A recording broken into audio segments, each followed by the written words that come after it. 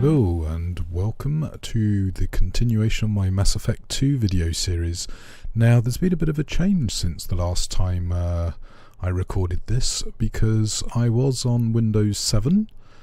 No longer. I'm now actually on GNU Linux, and that's taken a little bit of a while to get set up. I first of all had to find a distribution that would install all the applications I wanted, plus the NVIDIA drivers to get the best performance possible out of games.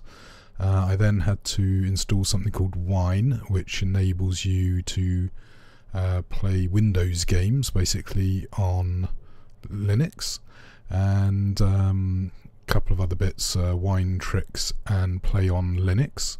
Once I've done that, I was able to install Steam for Windows and download Mass Effect 1 and 2. I also had to go through a little bit of a faff to try and get them patched for the high-res textures. In the end, I had to do jiggery-pokery of basically deleting my Mass Effect install, copying across my Windows install, then reloading the app so it rebuilt the shader cache, and we'll actually see a little bit of that in this video right near the end. I'm pleased to say the performance seems pretty good. Both Mass Effect 1 and Mass Effect 2 seem to work okay, so I've been doing a little bit of fiddling there. Is it 100% perfect? Well, probably not. I mean, for a start, I'm having trouble getting the Xbox controller working.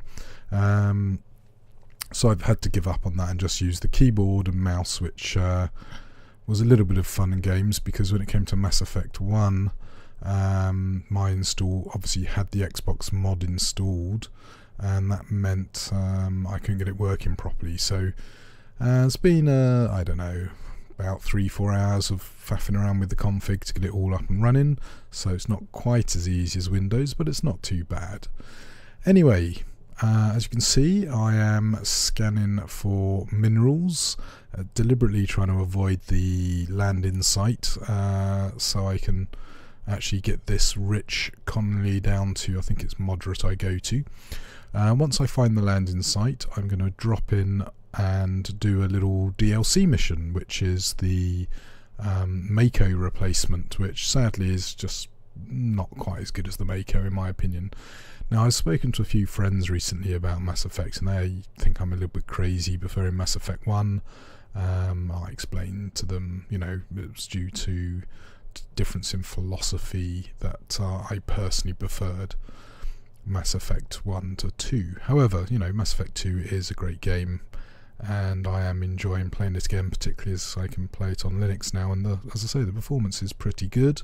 And just as a pure technical kind of achievement, I think it's amazing that you can now install Linux or GNU Linux to keep Mr. Stallman happy, and then run games. Now, there is a native Steam client, however not every single game on Steam is actually native to Linux, so you do sometimes have to do a load of jiggery pokery to get it up and running. Now, you can install a virtual machine, or you can install Wine, depending on what you're doing. Now, as you can see, the graphics look great. The frame rate seems pretty solid. I am getting a little bit of screen tearing. I'm going to have to look into that. So the frame rate and the screen refresh seem to interact in a slightly weird way at times. I am still having problems with the mouse and keyboard sensitivity, but because I've now moved across to Linux, that's going to make it even more fun for me to deal with. So anyway, we're about to discover our little kind of hover tank, and this series of missions are pretty uninteresting, to be honest.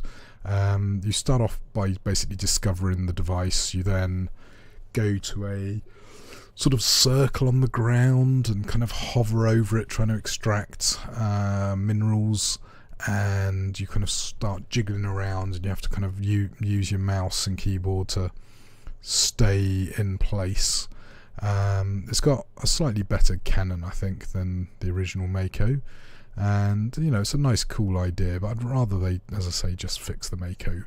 But some nice little effects with this unit, and it does look pretty cool, so they got that right. But yeah, the M44 Hammerhead, this bit's a little bit annoying. You've got what is it? Spacebar to accelerate and a right mouse to collect the kind of researches, and then what was it? The left shift to kind of jump. Now the atmospheric effects on this level are quite nice, and yeah, I pressed boost rather than jump. I'm used to playing this on the controller, as I say, so taking me a little while to get used to the keyboard and mouse controls. And where I've moved across to Linux and haven't really played the game, I don't know, in 10 days, I am a little bit rusty, as you will no doubt discover. And yes, a little bit awkward that. Anyway, you get to use the cannon, which is actually a missile launcher. So here you go, a little bit of flame effect to zoom through. And as I say, I am just amazed. I remember when I first tried out kind of a Linux-based distro, just getting anything to run was pretty much a nightmare. So it's come on leaps and bounds, and I actually think that people have been going on about, this is the year of the Linux desktop. I think we might be getting pretty close now, because most of the installs work pretty flawlessly. Couple of problems here and there, and yeah, the kind of Windows 10 situation means a lot of people are looking for alternatives. So yeah, I mean, if you're not really technical, would this be a good idea for you? Maybe not. I mean, it did take me a little bit of faffing around. I did try a version of Debian, and that worked reasonably well, but I couldn't get the NVIDIA driver working. Now, there was a sort of free version which has a massive performance hit, but did sort of work, managed to get that up and running. For the audio, I had to get Pulse Audio working to get Windows to actually give me audio. In fact, many Unix packages wouldn't work until I had Pulse Audio. So having tried that particular distribution and given up on it, I actually basically went back to a distro I used to use called Ubuntu. Now, Ubuntu comes in many flavors, so this is actually running on XFCE, which is a fairly minimalistic distro. And then using something called apt-get, you can download a whole load of stuff. So I'm actually recording this audio with Audacity. I'm editing the video with something called KDN Live, and for the screen capturing, what was it I was using? I was using some screen capturing thing. Let me have a quick check. I can't remember which one it is now. I got a few installed. Oh, Simple Screen Recorder. That's the one I went with in the end. There's about 3 or 4 I've got installed just to try out various options. Now, I did try running Mass Effect 1 and Mass Effect 2 in window mode, but I think I'm going to go full screen on both, because the recording software works great with a keyboard shortcut. So yeah, that's going to let me get nice full screen 1080p. Now, as you discovered there, having a little bit of fun trying to do an aggressive leap, and this, unfortunately, not only is it a slightly boring set of missions, but it also suffers from one of my pet hates, which is 3D jump puzzles. I'm not very good at them, as you probably can notice, which is one reason I'm not so keen on them, but also I just don't particularly enjoy them. I didn't particularly enjoy them in 2D games, so yeah, 3D makes it even worse. Now, when it comes to gaming on Linux, as I say, for me, Mass Effect 1 and 2 work, so that's good.